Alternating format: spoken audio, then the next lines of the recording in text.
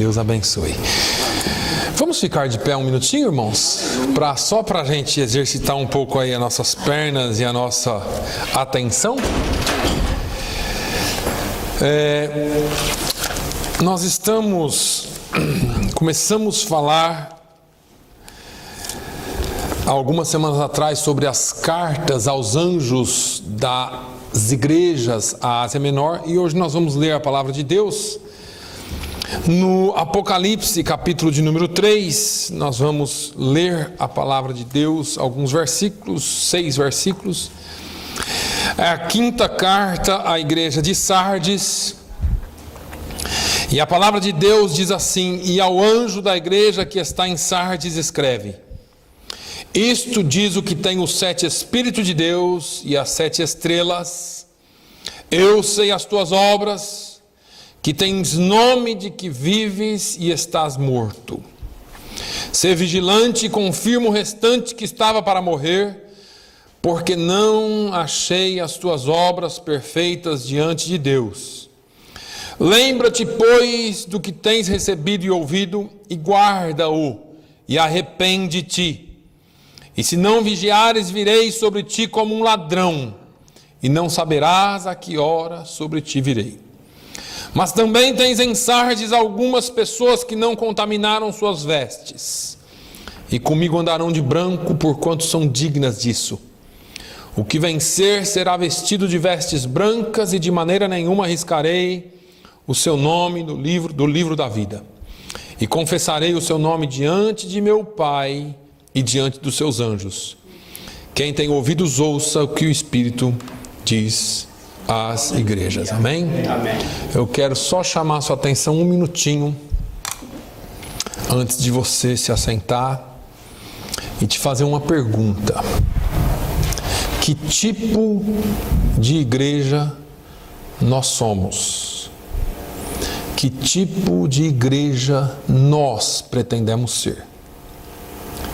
Eu estou falando isso coletivamente e individualmente. Faz uma autoanálise em você mesmo e se pergunte nesta manhã: que tipo de igreja eu sou? Que tipo de igreja nós somos e onde queremos chegar? Todo crente quer ir para o céu.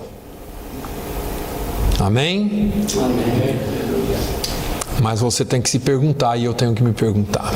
Feche os seus olhos. Pai, eu te louvo. Nós queremos ser a igreja que glorifica o teu nome.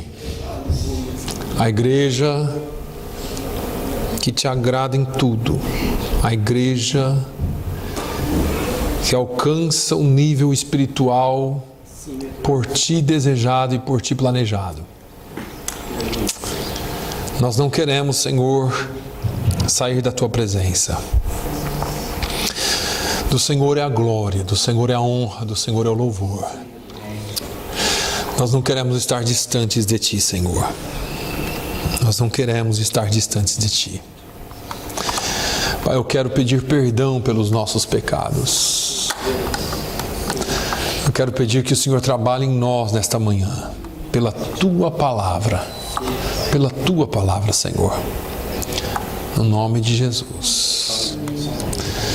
Porque dele, por ele, para ele são todas as coisas. Porque dele, por ele, para ele são todas as coisas. Cante de novo. Porque dele, por ele, para ele são todas as coisas. Porque dele, por ele, para ele são todas as coisas. A ele a glória,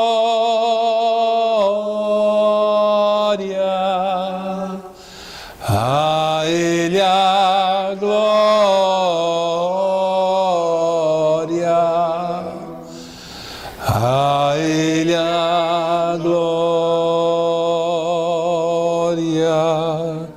para sempre. Amém. A Ele a glória,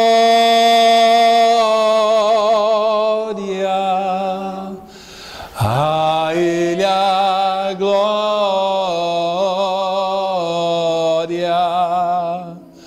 a Ele a glória, para sempre. Amém. Quão profundas riquezas, o saber e o conhecer de Deus.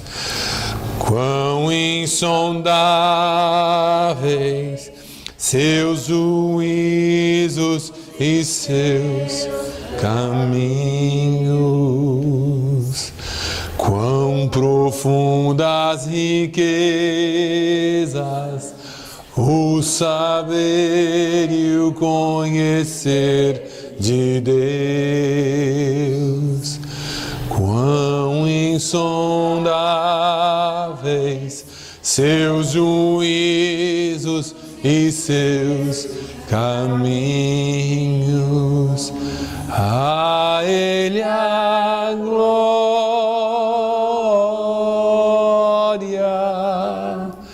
a Ele a glória,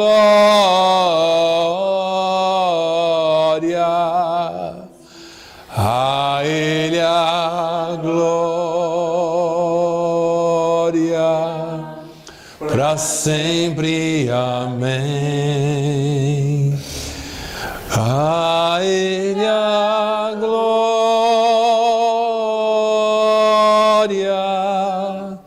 a Ele a glória,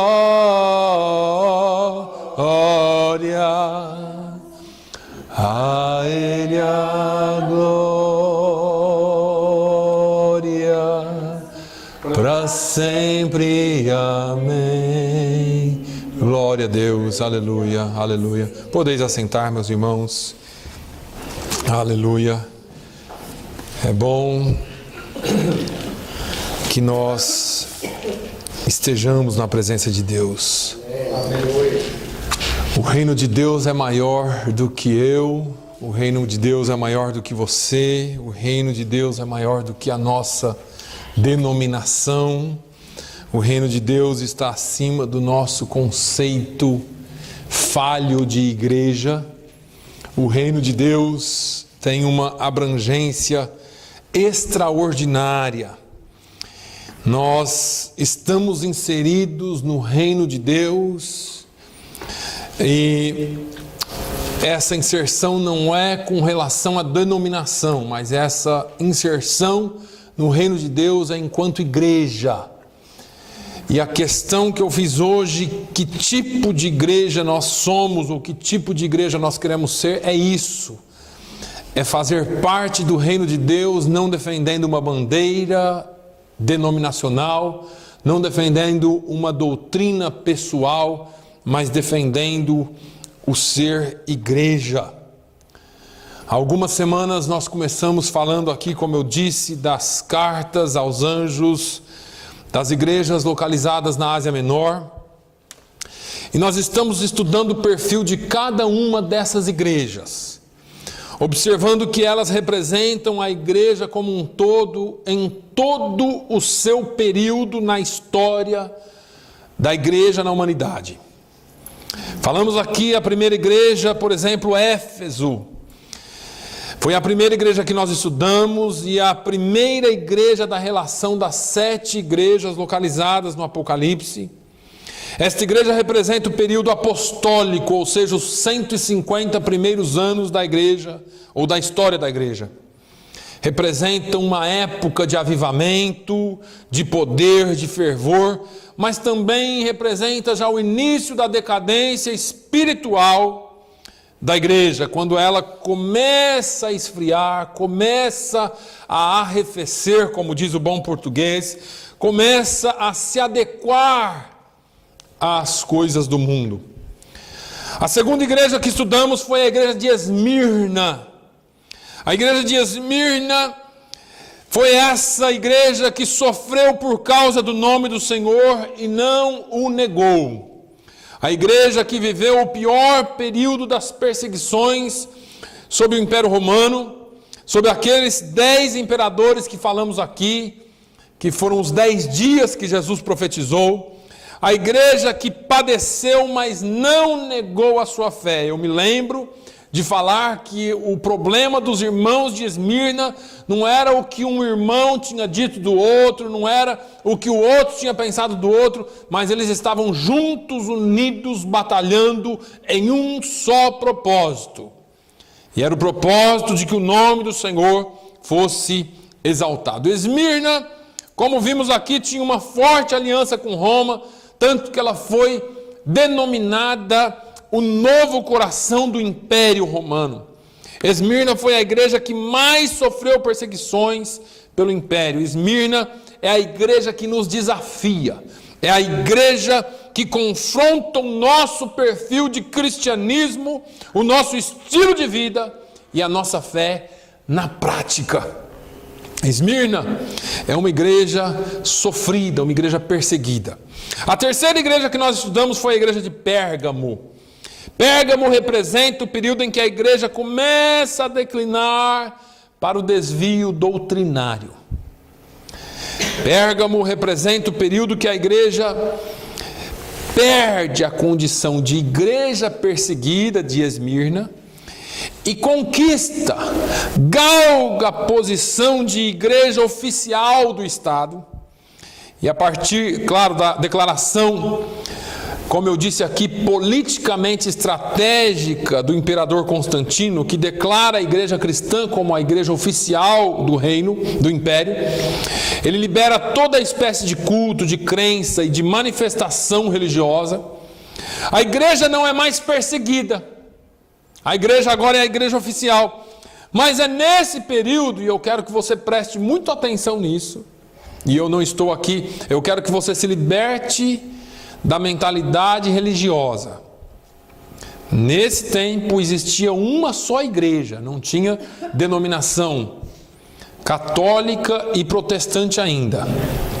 Mas é nessa época que a igreja cristã, como era chamada, sofre uma transformação muito grande, porque ela já não é mais perseguida, mas é nesse tempo que o culto vira missa. É nesse tempo que os elementos da Santa Ceia se transformam ou são convertidos em hóstia. É nesse tempo que as imagens são instituídas dentro do culto cristão. Olha o perigo aqui.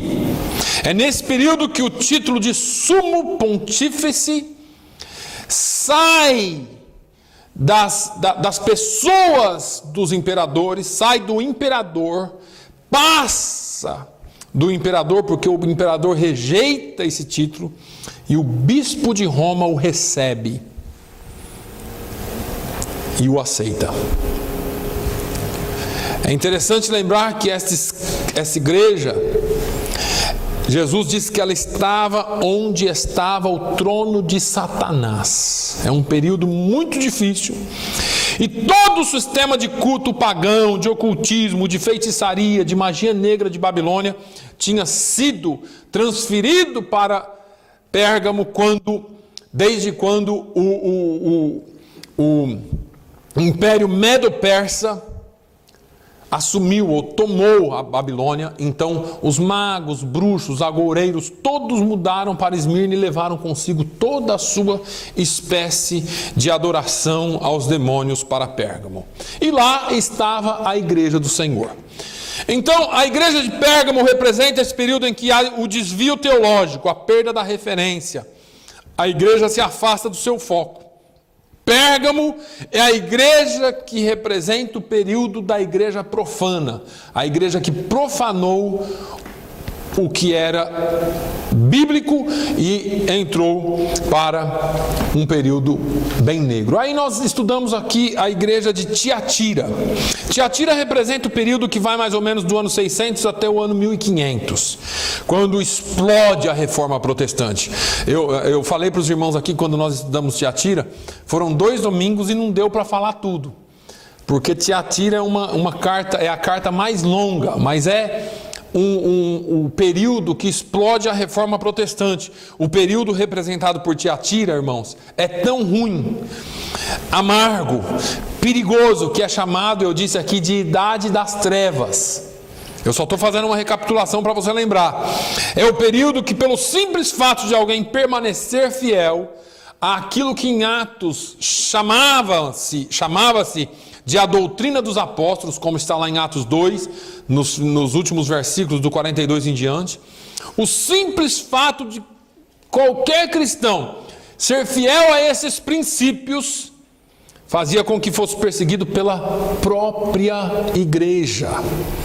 É o período das Inquisições, é o período em que a França, Itália, toda aquela região cristã da Europa vive perseguições tão cruéis que os historiadores dizem que naquele período cerca de 1 milhão de cristãos foram sacrificados pela própria igreja.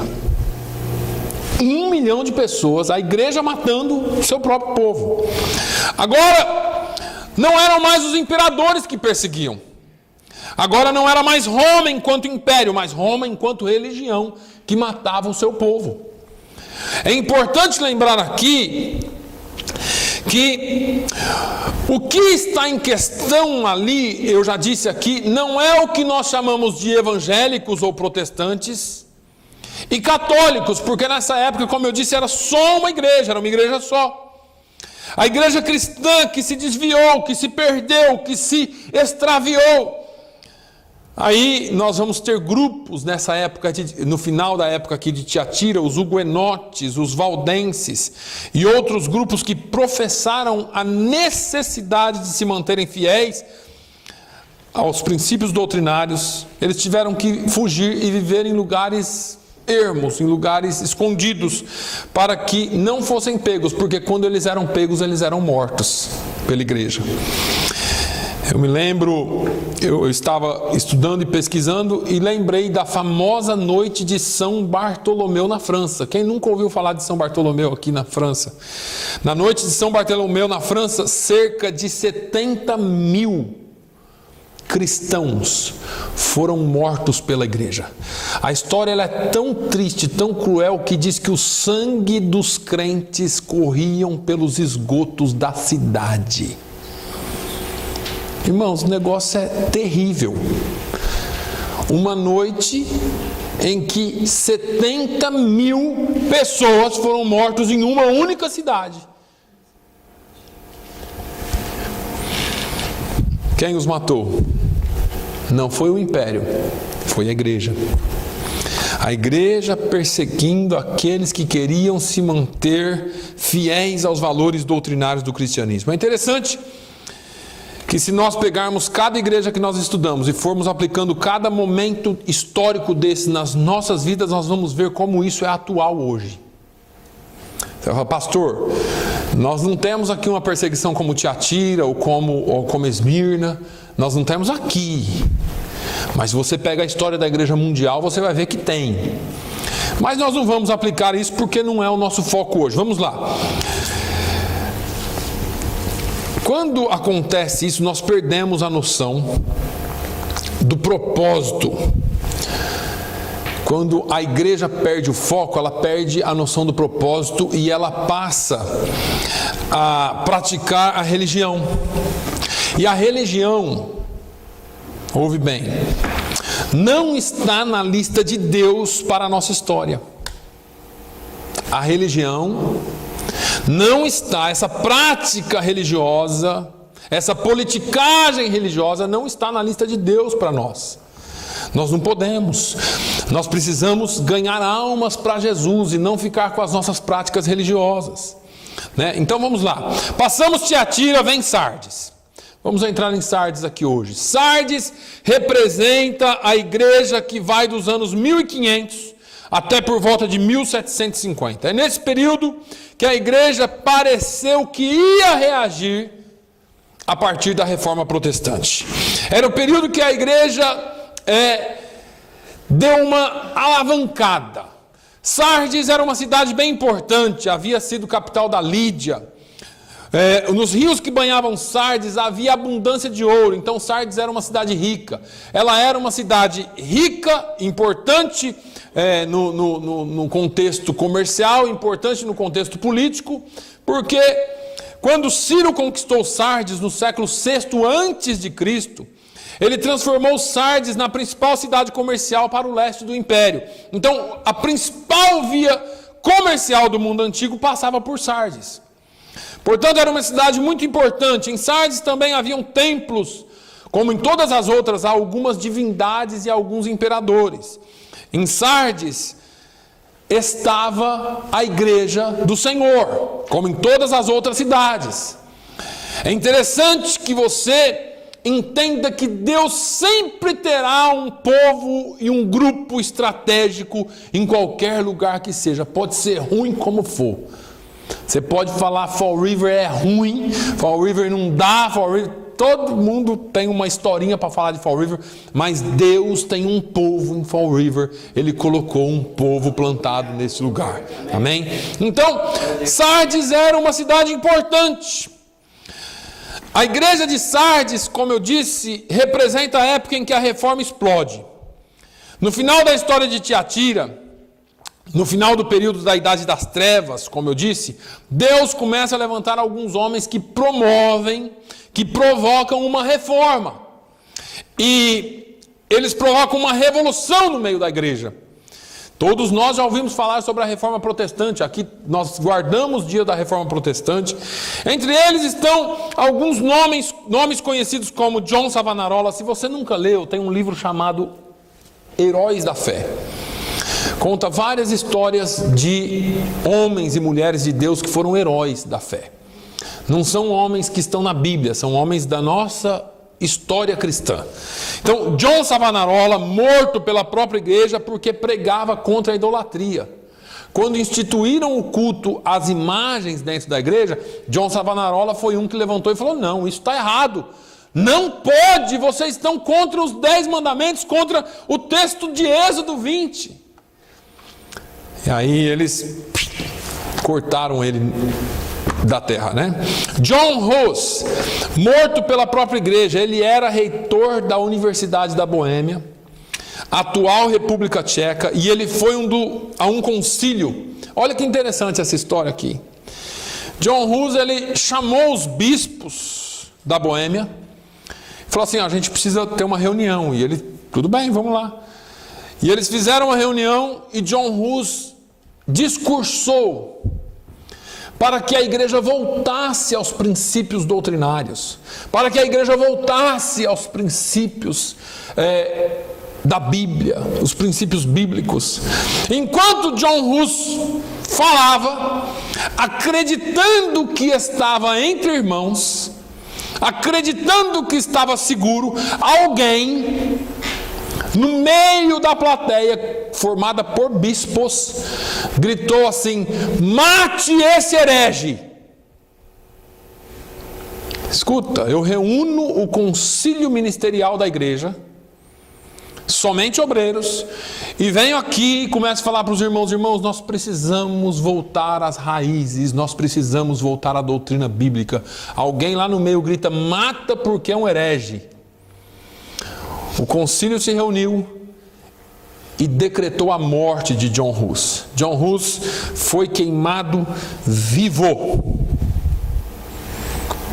Quando Hus estava sendo queimado, prestes a morrer, ele profetizou que Deus levantaria um homem que eles não poderiam calar. Ele diz: daqui 100 anos Deus vai levantar um homem que ninguém vai poder calar. E 100 anos e alguns meses depois, Martin Luther, ou Martinho Lutero, pregou nas portas da igreja da Catedral de Wittenberg as 95 teses da Reforma. E aquilo foi uma revolução para a igreja. Aí começa um reavivamento na igreja. Só que este é o período de Sardes, que nós lemos aqui. Vamos lá ao texto. O texto começa aí: ao anjo da igreja que está em Sardes escreve. Nós não sabemos quem era o pastor da igreja de Sardes. De alguns nós temos uma noção, de outros nós não temos. Mas Jesus vem e se apresenta. Isto diz o que tem os 7 Espíritos de Deus. Isaías 11:2 faz uma menção aos 7 Espíritos de Deus. Se você quiser abrir lá só para acompanhar, ou se você quiser anotar, o que o Senhor está falando aqui diz respeito ao conhecimento pleno, à onisciência, ao conhecimento perfeito, aquele que conhece todas as nuances, todos os probleminhas, todos os lados, todos os aspectos da igreja. Isaías 1 e 2 é uma profecia messiânica de Isaías sobre o Messias que havia de vir. O capítulo 11 de Isaías é uma profecia messiânica, fala de Jesus. E diz assim no versículo 1: porque brotará um rebento do tronco de Jessé. Vai brotar um broto do tronco de Jessé, e das suas raízes um renovo frutificará. Versículo 2: e repousará sobre ele o Espírito do Senhor, o Espírito de sabedoria e de entendimento, o Espírito de conselho, o Espírito de fortaleza, o Espírito de conhecimento e de temor do Senhor. Aqui estão os 7 Espíritos. Quem é detentor dos 7 Espíritos? Isaías está falando do Messias. Isaías está ensinando que aquele que há de vir terá todo o conhecimento. Jesus se apresenta ao anjo da igreja de Sardes como aquele que tem os 7 Espíritos. Por que ele faz isso? É só você ler o final do versículo. O final do versículo, aqui, versículo 1, diz assim: eu sei as tuas obras, que tens nome de que vives, mas está morto. Eu sei as tuas obras, tens nome de que vives, mas está morto. O que ele está dizendo aqui, irmãos, em outras palavras, é o seguinte: eu vou traduzir. Vocês têm aparência, parece que estão vivos, mas eu, pelos 7 Espíritos, pela onisciência, pelo conhecimento pleno, por saber todas as coisas, sei que vocês não passam de uma sepultura caiada. Está bonito por fora, porque lá nos evangelhos ele chamou os fariseus assim. Ele falou: vós sois sepulcros caiados. Está bonitinho por fora, está pintado por fora, mas por dentro é cheio de osso e carne podre. Isso é forte. É isso que Jesus está dizendo à igreja de Sardes. Parece que vocês são avivados, parece que vocês são pentecostais, mas estão mortos. Vivos na liturgia, vivos na movimentação, vivos na aparência, mas interiormente uma igreja morta. Não sai um amém do negócio desse. É incrível. Que tipo de igreja nós somos? Eu não estou fazendo uma afirmação aqui. Eu estou fazendo uma pergunta. Eu estou tentando trazer a sua e a minha consciência. E acreditem nisso, eu sempre digo aqui: antes de pregar para você, eu prego para mim. E tem hora que eu estou tão distraindo, escrevendo, e de repente me vem um temor de Deus. Eu estou como Paulo, com temor e tremor. Que tipo de igreja somos nós? Ele está dizendo: eu conheço vocês por dentro. Eu não conheço vocês só por fora. Eu posso trazer para o nosso contexto? Eu posso aqui usar a gente aqui? Amém. Vamos. Jesus está dizendo mais ou menos assim: não adianta vir bonitinho para a igreja, não adianta me trazer um culto bonito. Vocês cantam bem, vocês tocam bem, vocês pregam bem, vocês fazem tudo bonito, mas no íntimo não há vida. Eu não sei se esse negócio se aplica a nós, né? Eu não sei se isso se aplica a nós. Tem que ter um pouco de coragem, né, para assumir algumas coisas como igreja do Senhor. Eu sei que é pesado, irmãos, mas é a palavra de Deus.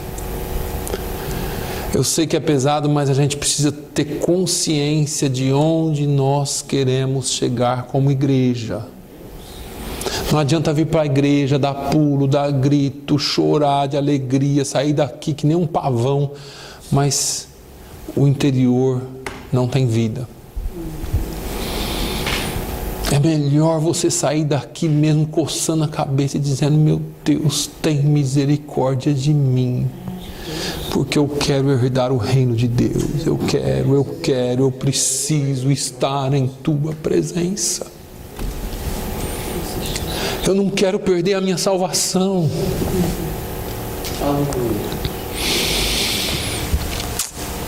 Jesus está dizendo: não pensem que vocês me convencem com a sua aparência, com o culto bem organizado. Não pensem que vocês conseguem me convencer com um culto bonito. A essência tem que ser viva. Tem que haver vida no interior, tem que haver gozo no interior. O cristianismo dentro de nós tem que ser real. O cristianismo não pode ser só um jogo de aparências. Ele diz: isto diz o que tem os 7 Espíritos de Deus e as 7 estrelas. Apocalipse 1:20 fala, eu já falei aqui das 7 estrelas. O mistério das 7 estrelas que viste na minha destra e dos 7 castiçais de ouro. As 7 estrelas são os anjos das 7 igrejas. E os 7 castiçais que vistes são as 7 igrejas. Quem são as estrelas? Os anjos da igreja, os pastores da igreja. Nós já aprendemos aqui. Onde eles estão? Os pastores. O Senhor diz: o mistério das 7 estrelas que viste na minha destra. Destra é direita, mão direita. Estão na destra do Senhor, estão na mão direita de Deus. Eu falei aqui logo no início dessa série, irmãos, sobre essa questão de pastores. O Senhor tem controle de pastores. Eles estão nas mãos de Deus. E eu não estou dizendo que os outros não estão. Eu estou dizendo que pastores têm um tratamento com Deus.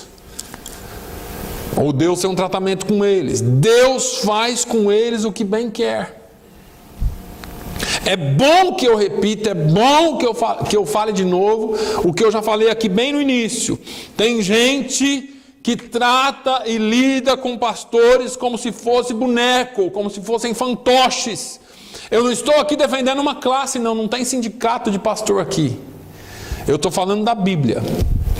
Existe um princípio de autoridade revelado na palavra de Deus, em que Deus cobra do seu chamamento. Quando Deus chama para o ministério, Deus coloca uma responsabilidade sobre aquela pessoa e Deus vai cobrar dela. Jesus diz que a quem mais é dado, mais será cobrado.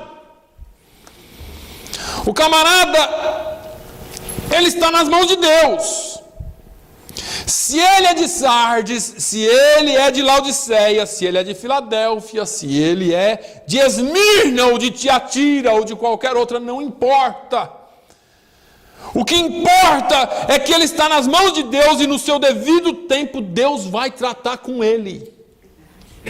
Por que eu estou falando isso? Porque algumas pessoas se dão ao trabalho de falar mal, algumas pessoas se dão ao trabalho de fazer alguma coisa contra. E deixa eu te dizer uma coisa, já disse aqui para você, não estou defendendo pastores, não tem um sindicato de pastores aqui, não estou me defendendo. Eu quero que você entenda que não é porque você não concorda com alguma coisa que o seu pastor faz ou fez que lhe dá o direito de falar mal dele. Ore pelo seu pastor. Ore pelo seu pastor. Eu poderia falar um monte de coisa aqui, mas ore por ele. Pastores são tão humanos quanto qualquer um de vocês e erram. A única diferença do pastor e do membro que está no banco é a responsabilidade. E a cobrança é pesada. Eu não estou dizendo que pastor não erra. Pastor erra todo dia, irmãos. Pastor erra todo dia. Nós temos que ter a obrigação de orar por eles, auxiliá-los. Quando errar, ter a coragem de chegar e falar com o pastor. Aí se o cara não quiser consertar, não tem problema. Você não tem problema com isso. Você deixa que Deus trate com ele. Deus tem os pastores em suas mãos. Às vezes eu vejo em alguma mídia social alguma reportagem sobre algum escândalo, sobre algum pastor, e eu vejo crentes. Crente é um negócio que dá... Pense numa classe que gosta de dar tiro no pé.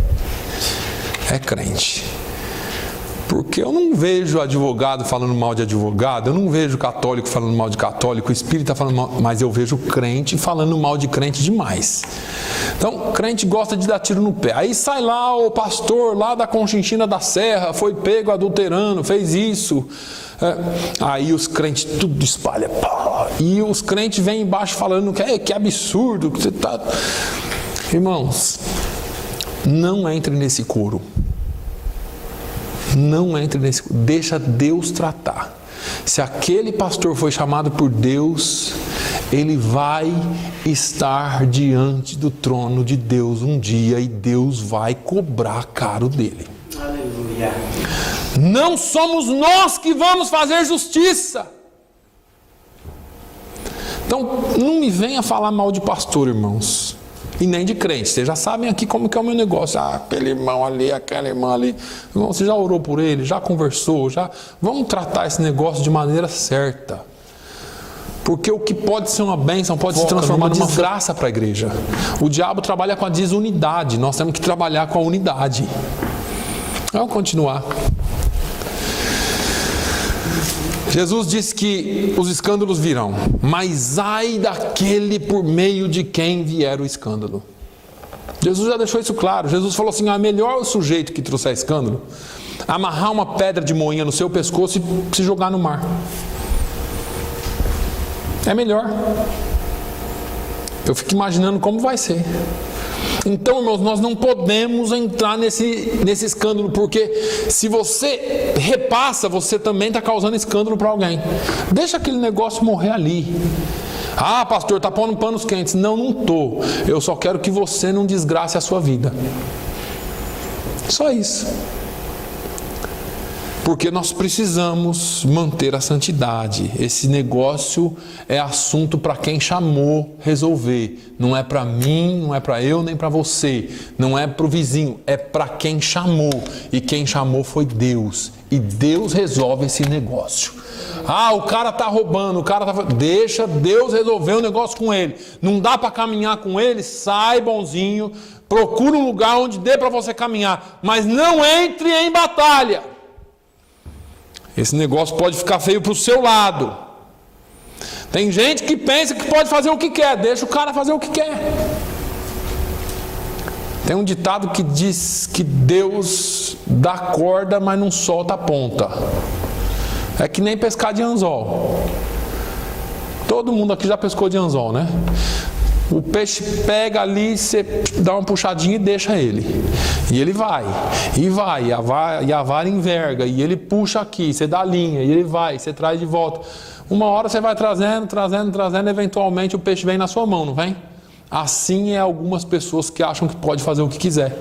Pastores, líderes, eu estou falando aqui para líderes, porque eu sei que vão ter líderes nos assistindo. Essas pessoas têm que ter cuidado, porque eventualmente Jeová vai te trazer na mão dele. E aí o negócio é feio. Então deixa Jeová tratar com ele. Deixa Deus tratar com ele. Não queira você entrar nessa briga. Esse negócio é um negócio para o Deus que o chamou. E se ele não é responsável, o problema vai ser dele com Deus. Nós oramos por ele. Esse negócio é sério. Mas aí o Senhor vem com um recado direto: conheço as tuas obras, que tem nome de que vives e estás morto. Vamos lá, a igreja de Sardes, assim como a igreja do período da Reforma Protestante, viveu a experiência de uma explosão espiritual. A igreja tinha homens que estiveram dispostos a sacrificarem as suas vidas por uma transformação da história da igreja. Eles se doaram, eles se entregaram. Mas não muito tempo depois da Reforma Protestante, dentro do próprio contexto da Reforma, começaram as divergências e as divisões. Aquilo que parecia que ia ser um negócio muito bonito, começou a ter problemas. Começaram as disputas por poder e por espaço. Não, eu entendo dessa forma, não, eu entendo dessa. Mas quem que vai ser o líder aqui? Não, quem que vai ser o líder aqui? Aí começou a divisão toda, porque alguém achava que a sua doutrina era melhor do que a dele, que a minha era melhor do que a do fulano, que a do fulano era melhor que a do ciclano. Começaram as divisões, como nós temos hoje. Como nós temos hoje, traz para o seu contexto. Aí, aquilo que parecia ser um grande avivamento começou a se tornar uma disputa religiosa de caráter pessoal. A minha religião é melhor do que a sua. A minha religião, a minha denominação é melhor do que a sua. Só para você saber, existem historiadores, quando você vai ler a biografia de Martinho Lutero, existem historiadores que falam seriamente que Lutero viveu os seus últimos dias em grande angústia, porque ele percebeu que o propósito da reforma não foi alcançado. O cara que provocou a reforma, que foi usado por Deus para provocar a reforma, morreu em angústia, porque ele falou, não era isso que era para ter acontecido. Não era esse propósito. Porque os problemas que ele viveu no seio da igreja, dentro daquele contexto da igreja de Pérgamo, de Tiatira, dentro do contexto da igreja desviada, assumiu uma nova roupagem agora, mais bonitinha, mas continuaram as mesmas dificuldades. É óbvio que esses homens influenciaram a história de forma extraordinária. É óbvio que houve positivismo, houve uma positividade que acontecera. Martinho Lutero influenciou a história, a política, a economia, a cultura da Alemanha de maneira grandiosíssima. Max Weber chega a mencionar que John Calvino é uma das causas do capitalismo, do surgimento do capitalismo com as suas institutas da fé. John Calvino foi um grande homem de Deus. Calvino em Genebra, Lutero na Alemanha, Zwinglio na Suíça, Knox na Escócia. Para os irmãos terem uma ideia, o reverendo Knox, conseguiu mudar a Constituição da Escócia. Irmãos, imagina o que é um homem de Deus mudando a Constituição de um país. Nós estamos precisando de alguns lá no Brasil e uns aqui, né? Para mudar a Constituição do país, para voltar às raízes do Evangelho. Agora, o fervor se tornou político. Se torna político, política religiosa. E aí, aquilo que parecia ser uma arrancada da igreja para uma volta ao período apostólico, se transformou numa disputa interna em que líderes brigavam baseados em suas convicções. Como eu disse aqui, a minha teologia é melhor que a sua, a minha visão bíblica é melhor que a sua, não, você está errado, não é assim. E a igreja de Sardes é a igreja do puro intelecto. É a igreja das discussões doutrinárias. É a igreja das manifestações doutrinárias, mas sem nenhuma manifestação do Espírito Santo de Deus. Ou seja, parece que está viva, tem aparência de estar viva, mas estão mortos. Eu me lembro do testemunho de um pastor que ele ia saindo de um supermercado e foi chegando perto do seu carro e no carro do lado tinha dois sujeitos discutindo. Ele começou a prestar atenção e eles estavam discutindo sobre predestinação. e eleição. Não que a predestinação, porque isso ele gostou, achou interessante do papo. E eles estavam lá, eram dois sujeitos de duas denominações diferentes, e eles estavam a ponto de se agarrar, ele entrou no meio. Falou assim, gente, deixa eu falar uma coisa para vocês. Esse negócio é discutido há séculos. Tem mais de 500 anos que houve a Reforma Protestante, ou perto dos 500 anos, e esse negócio vem sendo discutido desde então. As maiores universidades, os maiores teólogos do mundo discutem isso e não chegam no acordo. Vocês querem chegar no acordo aqui no estacionamento do mercado e brigar por causa disso. Assim estamos nós. Brigamos com a igreja X porque ela diz que X. Brigamos com a Y porque a Y diz que Y. Brigamos com o outro porque o outro acredita que falar em línguas não é mais para agora. O curar não é mais para agora. Que a profecia não é mais para agora. O outro acredita que não, que tem que ser só Bíblia, Bíblia, Bíblia, Bíblia. Não. E aí nós ficamos nessa discussão e não permitimos que o Espírito Santo trabalhe em nós. Aleluia. Aí nós temos esses cultos fervorosos assim, ó. Porque a gente deixou isso acontecer. Alguma coisa está errada. Eu não estou dizendo aqui que tem que ter. Não, eu não estou colocando modelos de cultos aqui. Eu estou deixando para você pensar. Eu quero que você entenda. Eu quero que você chegue à sua conclusão. Vamos lá, o Senhor continua dizendo assim: sê vigilante. Confirma os restantes que estavam para morrer. Faz uma análise aí. Dá uma olhada aí dentro da igreja. Observa aqueles que já morreram. Observa aqueles que estão morrendo. Vigia. Olha, provoca o despertamento. Irmãos, isso aqui falou demais comigo essa semana. O Senhor está falando assim, provoca, liga, bota lenha nessa fogueira. Mexe com o povo. Por quê? Porque mera intelectualidade, porque mero conhecimento histórico, religioso, teológico, não garante que a igreja esteja viva. O que garante que a igreja está viva é a operação do Espírito Santo de Deus dentro dela. Essa igreja tem marcas, tem sinais, tem maravilhas. Essa igreja prega e vive o que prega, ou será que é só aquela coisa de domingo, eu vou para a igreja hoje, vou para a igreja e não sou igreja. Vai pensando como que nós somos e como nós estamos vivendo. Lembra de Ezequiel 37? Ezequiel 37, Ezequiel tem uma visão de um vale de ossos secos. O Senhor pergunta a ele, filho do homem, esses ossos poderão retornar a viver, ou poderão tornar a ter vida? E ele responde, tu sabes, Senhor. Perguntando para mim, porque eu não sei desse negócio não, é o Senhor que sabe.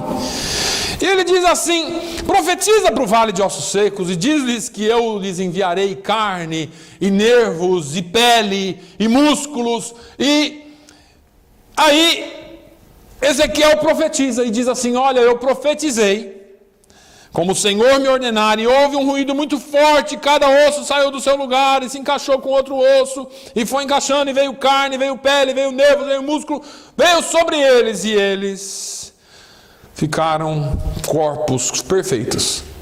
Agora deixa eu te falar uma coisa que é sério. É muito sério esse negócio. Nós temos que tomar um pouco de cuidado, porque vale de ossos secos não cheira mal. Os ossos estão secos.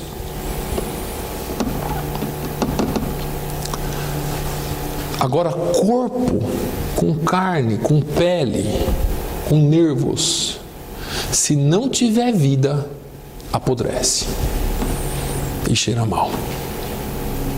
O que eu estou querendo dizer aqui é que muitas vezes nós desejamos algo, mas nós não estamos dispostos a ir até o fim. Nós profetizamos e os ossos se juntam. Nós profetizamos e vem pele, e vem carne, e vem músculo, e vem nervos sobre os corpos. E aí, se nós pararmos no meio do caminho, isso vai apodrecer, porque não tem vida. E eu tenho visto e eu tenho acompanhado alguns casos assim. E eu vou fechar minha boca para não continuar falando sobre isso. Tem carne, tem nervo, tem pele, tem aparência, parece gente, mas não é gente, está morto. No contexto, quando se diz respeito às questões espirituais, isso é sério. Isso aqui diz respeito ao contexto espiritual, porque o que está em jogo aqui, irmãos, é a nossa vida espiritual. Você cuida muito da sua física para não morrer, para não sofrer um acidente, mas o que está em contexto é a sua vida espiritual, enquanto igreja. É a nossa relação com Deus, enquanto povo escolhido para marcar e mudar esta geração. O que será da próxima geração, se nós não fizermos o que Deus nos chamou para fazer? Você pode perguntar para o teu irmão aí, que tipo de igreja que você pretende ser? Ou que você é? Ser vigilante e confirma os restantes que estavam para morrer. Esse período da igreja de Sardes é um período extraordinário, irmãos, por causa das marcas da reforma, mas dentro da própria marca da reforma, o espírito religioso conseguiu atuar. Nós não podemos deixar o espírito religioso em nós. E quando eu falo do espírito religioso, eu estou falando de uma coisa séria, que não é você ser batista, ser católico, ser assembleiano. Não é esse espírito dessa religião que eu estou falando.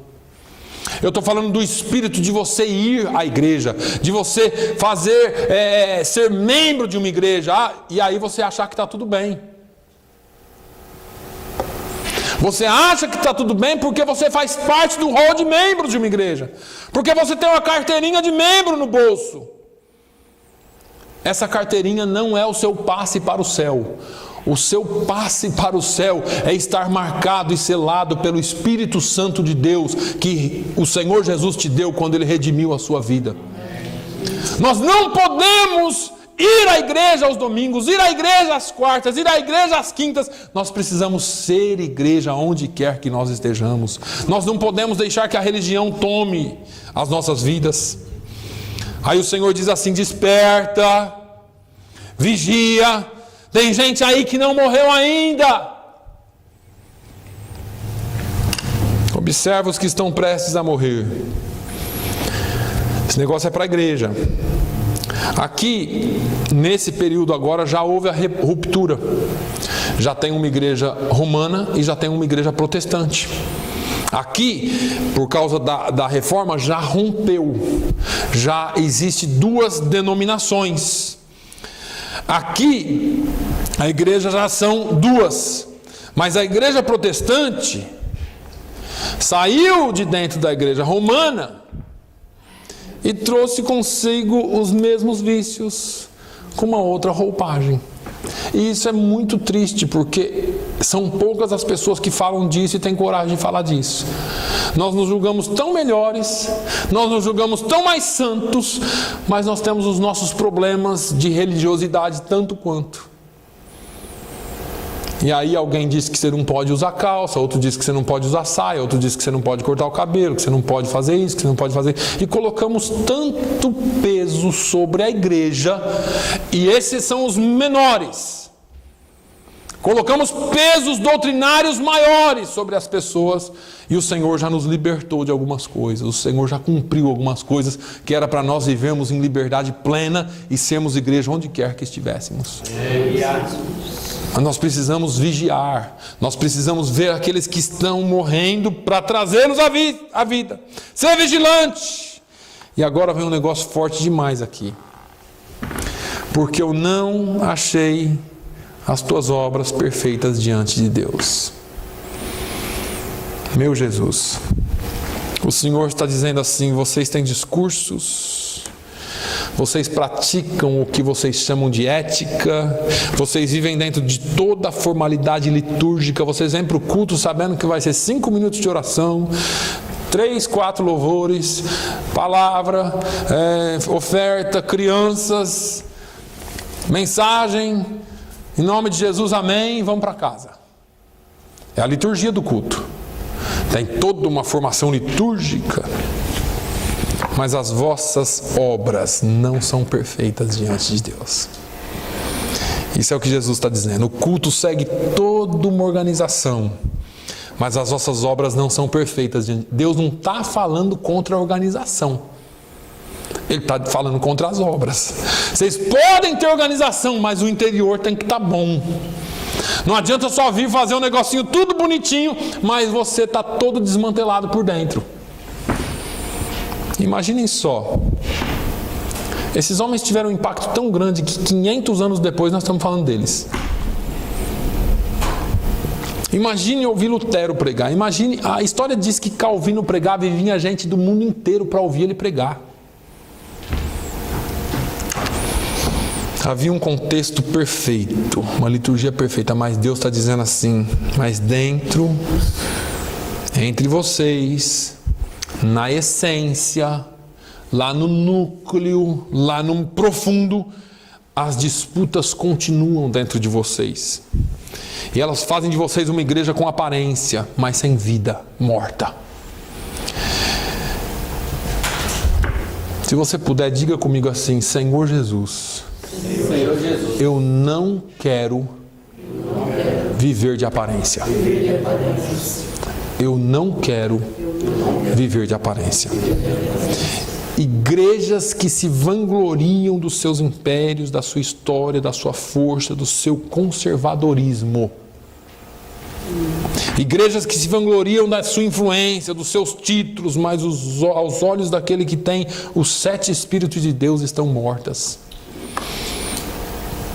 Parece que é uma mensagem para massacrar a igreja, não é uma mensagem para revitalizar a igreja. Porque eu quero, irmãos, eu sempre falo para vocês, eu preciso que essa igreja saia daqui pensando: pastor, o que é que eu tenho que fazer então?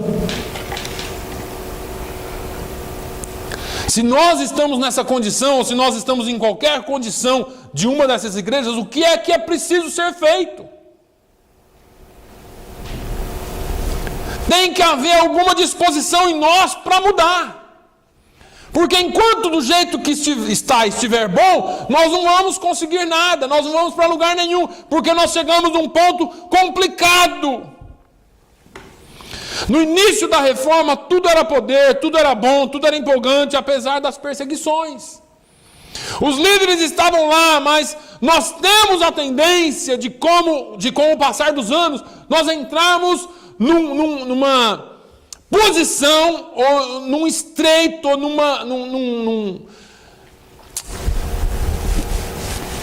perdi a palavra aqui. Entramos dentro de um raio de comodismo. Parece que nós temos um caminho a traçar, nós andamos a parte pior, rastejando. Aí nós chegamos nessa parte aqui, deu uma coxambrada, como diz o militar. E aí nós ficamos numa boa. Puxa, conseguimos chegar até aqui. Só que o nosso alvo não é aqui. Nós temos que caminhar um pouquinho para frente. Tem que haver alguma coisa a mais. Nós estamos nos acomodando no lugar errado. E essa acomodação é perigosa. Pastor, conseguimos. Temos o templo. Temos algumas pessoas. Temos um grupo de música muito bom.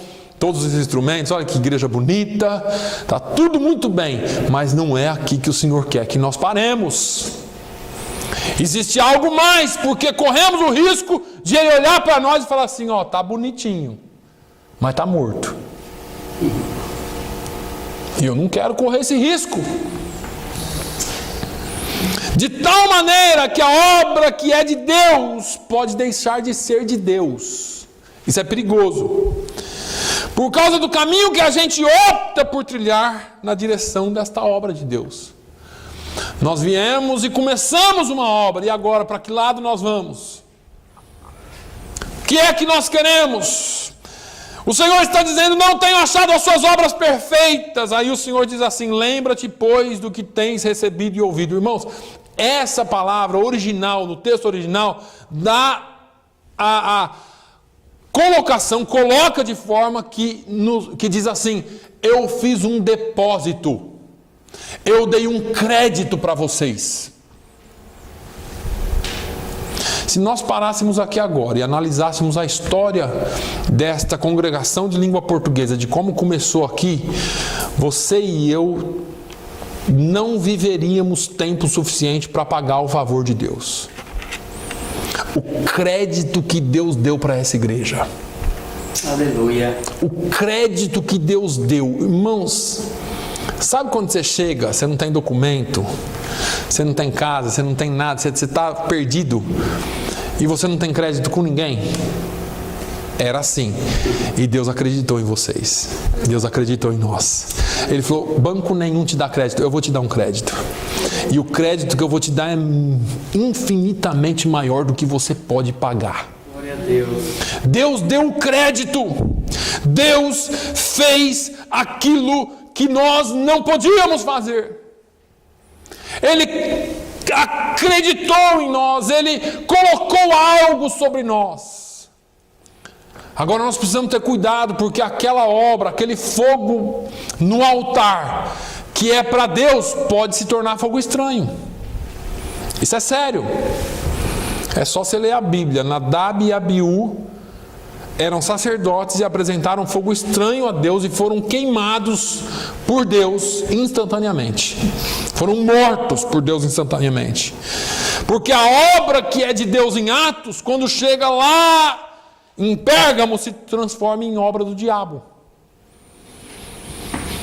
Eu sei que isso é forte, eu estou falando para os irmãos. O mesmo Saul que Deus chamou, ungiu rei, no final da sua vida estava totalmente comprometido com o satanismo, consultando a pitonisa, uma feiticeira, consultando coisas que não era para consultar. O Judas não caiu de paraquedas no ministério de Jesus, e ele teve o melhor pastor, ele teve a melhor escola teológica, ele teve a demonstração prática dos milagres, ele viveu com Jesus.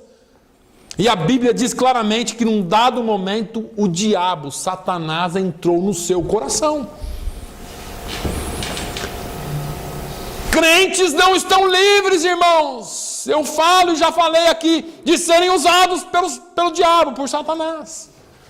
Nós damos asa, nós damos lugar, nós abrimos portas para sermos usados, mas Deus quer trazer a sua igreja de volta. Ele diz: sê vigilante, observa os que estão para morrer e levanta esse povo. Aleluia. E aí ele dá uma cartada final, ele diz: se não vigiares, virei sobre ti como ladrão e não saberás que hora a ti virei. Bom, isso aqui está bem explicado, porque você não precisa entender muito de Bíblia para entender essa palavra. Se você soubesse que hora que o ladrão viria, você trancaria tudo. Você não sabe. O ladrão, ele vem de surpresa, e Deus vem aqui. Isso aqui é muito sério, porque aqui Deus se põe como nosso inimigo se nós não fizermos o que precisa ser feito. Eu virei sobre ti, virei para ti, como vem o ladrão. O ladrão não vem para alisar ninguém. O ladrão não vem te trazer dinheiro. O ladrão não vem te trazer saúde. O ladrão vem para roubar, matar e destruir. Jesus está falando: olha, se você não vigiar, eu virei sobre ti como um ladrão e não saberás a hora que a te virei. Deixa eu terminar, mas eu quero ser bem direto com vocês. Se a gente, e eu vou ser meio caipira aqui, mas é bom você entender isso. Se a gente se meter a besta e achar que sem nós Deus não faz nada, Deus taca cadeado nas nossas portas e nos nossos portões, deixa a gente perdido em nossas próprias discussões e levanta outro povo para fazer aquilo que Ele tem para fazer e que Ele havia chamado nós para fazermos. Nós erramos por falta de conhecimento e porque nós não lembramos. Não fique ninguém pensando que Deus está perdido se não usar a sua vida, irmão. Ah, se Deus... Eu sou o homem que Deus mandou para cá. Não fique pensando dessa forma. Eu sou a mulher que Deus enviou. Não pense nisso. Se Balaão se desviar, a jumenta vai falar. Se não tiver homem em Israel, Deus levanta menino, mas ele cuida. Você e eu precisamos saber que nós temos as nossas doutrinas, as nossas formas de ver, mas se não tiver pastor e se não tiver juiz em Israel, Deus ainda tem as suas Déboras. Deus não vai deixar de fazer a sua obra por minha causa e por sua causa. Deus está chacoalhando a igreja hoje, dizendo assim: gente, tem um trabalho a ser feito, deixa de picuinha. Deixa de observar coisinhas, deixa de observar pequenas coisas e vamos fazer a obra para o qual eu vos tenho chamado. Aleluia. Ai Deus, eu estou quase morrendo, a minha chama é só uma brasinha. Deus vai colocar gasolina nessa brasa se você abrir o seu coração para Ele. Ah, pastor, eu pequei, eu errei, eu estou desgraçado. Mas se você está reconhecendo isso hoje é dia que Deus está acendendo a sua chama de novo. O que nós não podemos é ficar parados na condição que estamos, porque o Senhor quer reavivar a sua obra. E reavivamento não é uma explosão de pulos e gritos. Reavivamento é começar a ver Deus trabalhar em nosso meio outra vez. Como que nós fazemos isso, pastor? Vigia. E Jesus disse assim: vigiai e orai. Vigiai e orai. Pastor, faz tanto tempo que eu não faço um jejum, faz tanto tempo que eu não oro, faz tanto tempo que eu não leio a Bíblia, faz tanto tempo que eu não me consagro, e eu chego na igreja, eu ouço a palavra, dá uma vontade de fazer, mas eu não tenho forças. Que o Senhor te fortaleça hoje e que você comece um novo tempo na sua vida, mas ser vigilante e confirma os que estavam para morrer. Sim, meu Deus. O Senhor quer que você se levante. O Senhor não quer que você se proste. Ele te trouxe aqui. Você veio aqui para um propósito. Você veio para esta terra para um propósito. E o propósito é para a glória do nome do Senhor. Não desista. Não desista. Mas também em Sardes tem algumas poucas pessoas que não contaminaram as suas vestes e comigo andarão de branco. Será que você pode se incluir nesse povo? Será que eu posso me incluir nesse povo? Pastor, não sei. Então que você tenha certeza hoje. Para você ter uma ideia, 60% da igreja não tem certeza da sua salvação. Eu estou falando a nível mundial. Mais da metade da igreja não sabe se é salva. Isso é uma loucura. Você pergunta para as pessoas, eles não sabem. Eu não sei se eu vou para o céu. Não sei. A cabeça está confusa. Tem tanta coisa batendo. A palavra de Deus precisa predominar em nós, irmãos. Tem alguns poucos que não contaminaram.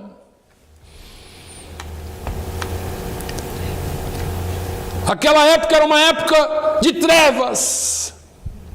A igreja matava, a reforma havia começado, estavam morrendo.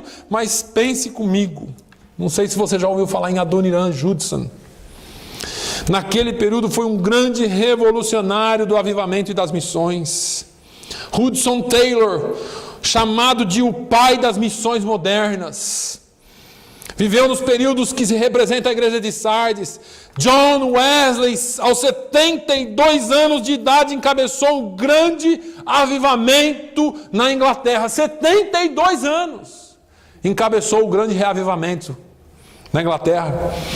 Charles Finney, que foi o grande revolucionário avivalista daqueles anos, traduziu a Bíblia para o inglês na Inglaterra.